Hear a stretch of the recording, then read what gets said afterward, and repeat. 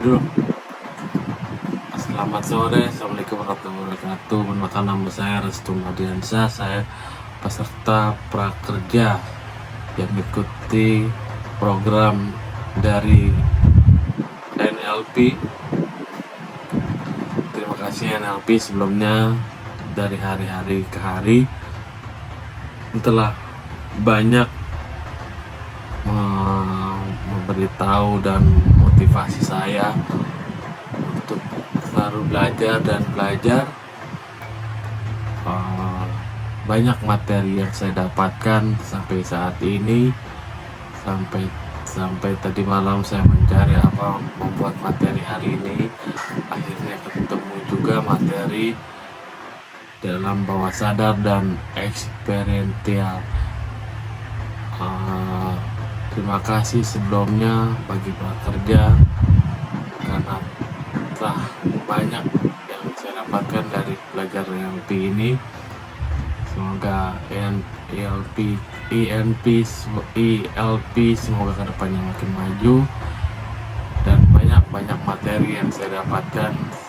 Saya akan mengembangkan diri saya untuk selalu belajar menjadi yang lebih baik ke depannya.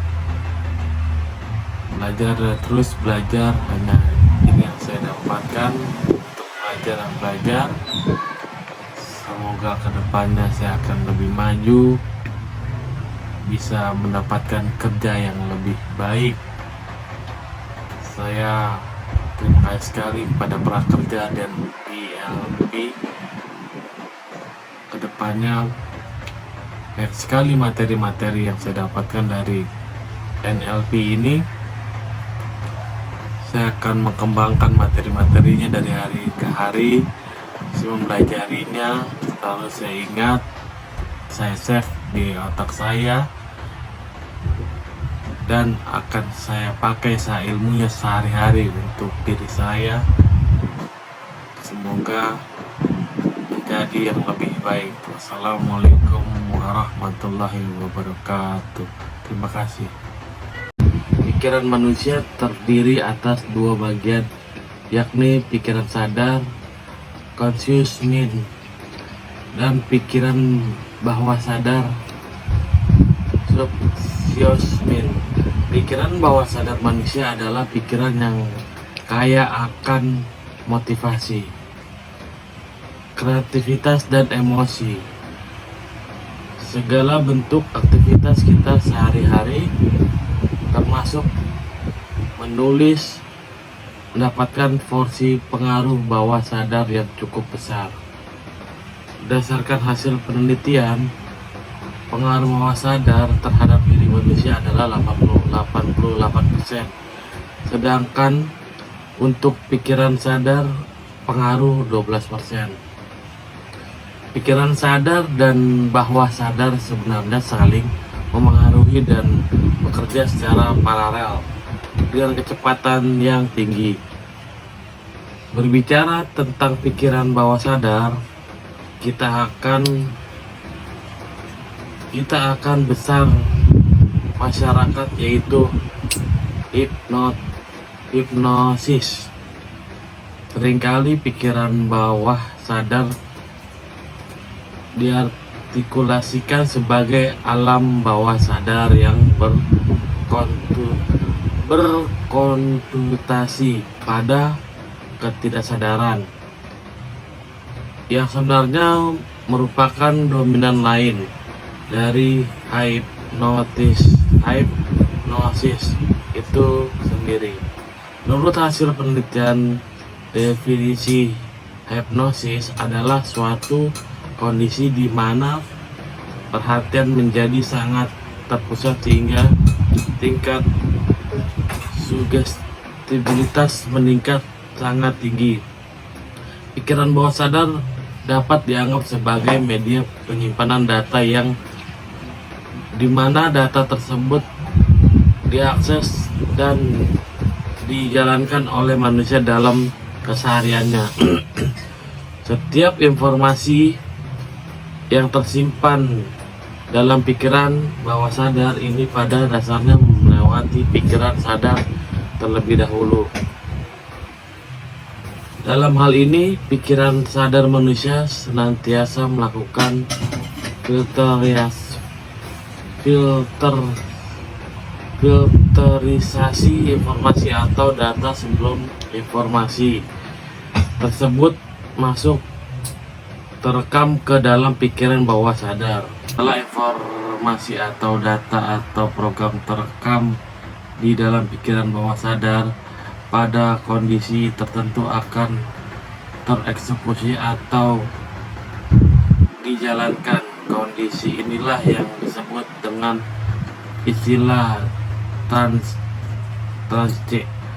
Dalam kondisi trance, program yang telah terinstal dalam pikiran bawah sadar merupakan dasar dari suatu tindakan. Berikut penjelasan untuk pembelajaran bawah sadar. Pembelajaran implisit terjadi ketika seseorang memperoleh pengetahuan atau keterampilan tanpa disadari melalui pengalaman atau paparan yang berulang. Pembentukan asosiasi. Pemikiran bawah sadar dapat membentuk asosiasi antara stimulus tertentu dengan respons emosional atau perilaku tanpa kesadaran. Pembelajaran melalui imitasi. Kita dapat belajar secara bawah sadar melalui pengamatan dan peniruan perilaku orang yang lain tanpa sadari. Hal ini dapat terjadi dalam hal bahasa, gerakan tubuh, atau gaya komunikasi. Pengaruh subliminal. Pesan atau stimulus yang disampaikan di bawah ambang batas berada dengan metode pembelajaran bawah sadar. Metode pembelajaran experiential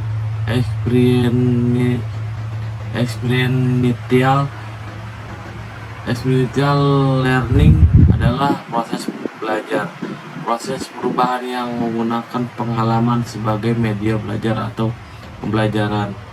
Tujuan dari metode pembelajaran ini adalah untuk mengubah struktur kognitif individu, mengubah sikap individu, memperluas keterampilan individu yang sudah. Metode pembelajaran experiential seringkali dipilih sebagai salah satu metode belajar yang paling efektif karena metode pembelajaran ini memungkinkan para peserta didik untuk belajar dengan memenuhi seluruh aspek penting dalam proses pembelajaran, yakni kognitif, afektif, dan emosi. Ketiga elemen tersebut saling berhubungan dengan dan mempengaruhi secara keseluruhan, tidak terpisah-pisah, karena apabila salah satu elemen tidak ada, maka kedua elemen lainnya tidak akan efektif. Metode pembelajaran experiential memiliki 3 aspek, yakni 1. Pengetahuan konsep, fakta, informasi. 2. Aktivis penerapan dalam kegiatan. 3. Refleksi analisis dampak kegiatan terhadap perkembangan individu. Berikut tahap-tahap pembelajaran pada experiential learning. 1. Tahap pengalaman nyata. Tahap ini merupakan tahap belajar melalui berbagai pengalaman yang konkret, juga peka terhadap situasi. Pada tahap ini, peserta didik belum mempunyai kesadaran mengenai hakikat dari suatu pengalaman atau peristiwa. Peserta didik hanya merasakan pengalaman tersebut. belum memahaminya, serta belum bisa menjelaskan tentang alasan mengapa dan bagaimana peristiwa itu dapat terjadi. 2. Tahap observasi refleksi. Tahap ini merupakan tahap yang melakukan observasi sebelum membuat suatu keputusan, mengamati lingkungan dan berbagai perspektif yang berbeda, dan melihat berbagai hal untuk mendapatkan suatu makna. Pada tahap ini, peserta didik akan diberikan kesempatan untuk melakukan observasi secara aktif terhadap kejadian yang mereka alami, mulai dengan mencari jawaban dengan merefleksikan peristiwa yang terjadi di sekitarnya, yang memungkinkan peserta didik untuk membanggakan pertanyaan mengapa dan bagaimana peristiwa itu dapat terjadi. 3. Tahap konseptualisasi. Tahap konseptualisasi merupakan tahap melakukan analisa logis dari sejumlah gagasan dan melakukan tindakan yang sesuai dengan pemahaman atas sebuah situasi. Pada tahap ini, peserta didik akan diberikan kebebasan untuk melakukan observasi yang dilanjutkan dengan merumuskan atau konseptualisasi hasil pengamatan. 4. Tahap implementasi atau eksperimen. Tahap ini akan menguji kemampuan peserta didik untuk melakukan sebagai hal dengan orang lain dan melakukan tindakan yang berdasar pada sebuah peristiwa, termasuk mengambil resiko. Pada tahap ini, peserta didik sudah mampu untuk mengaplikasikan konsep, teori, atau aturan yang dipelajarinya ke dalam dunia nyata. Adapun kelebihan dan kekurangan metode pembelajaran eksperimental adalah sebagai berikut. Kelebihannya bagi individu: meningkatkan dan menumbuhkan kemampuan seorang untuk mengatasi situasi buruk, meningkatkan dan menumbuhkan komitmen dan tanggung jawab, meningkatkan kesadaran dan rasa percaya diri, meningkatkan kemampuan menyusun perencanaan, memecahkan masalah dan berkomunikasi,